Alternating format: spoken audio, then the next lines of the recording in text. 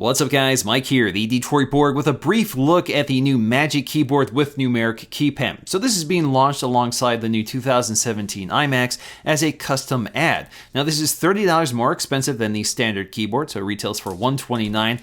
And this basically replaces a 10-year-old wired USB keyboard. So we finally get a successor to that. I never thought we would see it, but we finally have it. So we have an internal rechargeable battery, and this works either via Bluetooth or a USB connection. So you have the best of both worlds. Now, just like the other Magic accessories, to pair this to your Mac, all you have to do is connect the USB cable to the Mac and it instantly pairs, and you can disconnect it once that's done. Or you can just go to your Bluetooth settings and find it under devices. And as I said, if you want to use this as a wired keyboard, all you have to do is turn off Bluetooth. And because the cable is removable, that means if the cable is damaged, you don't have to replace the entire keyboard. Now this is basically the same design as a Magic Keyboard, just extended to the right for all the additional buttons. We'll find a power switch in the upper right corner, along with the Bluetooth radio in the left corner. The keyboard does have a nice incline to it, but it's definitely much more shallow than the previous model, but it does make it more compact for portability, so it makes it a great option for your iPad. Now if you look at the old keyboard next to the new keyboard, for the most part the buttons are in the same place. There's some changes to the icons. The top function row was thinner and the bottom row was taller. I've actually been using the Magic Keyboard since it came out, and for the most part I consider it to be a pretty big improvement over the previous generation.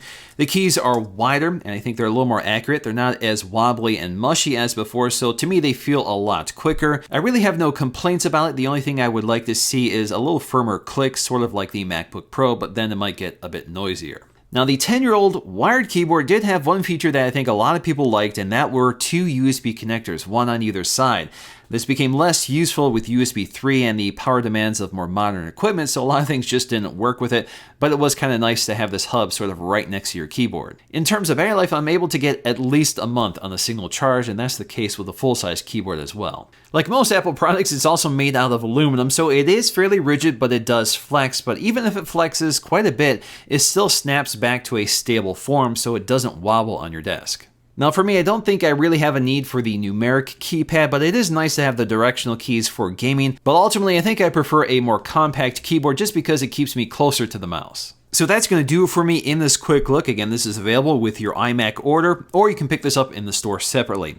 If you guys enjoyed this video, please give it a thumbs up to let me know, and I'll see you again in my next video.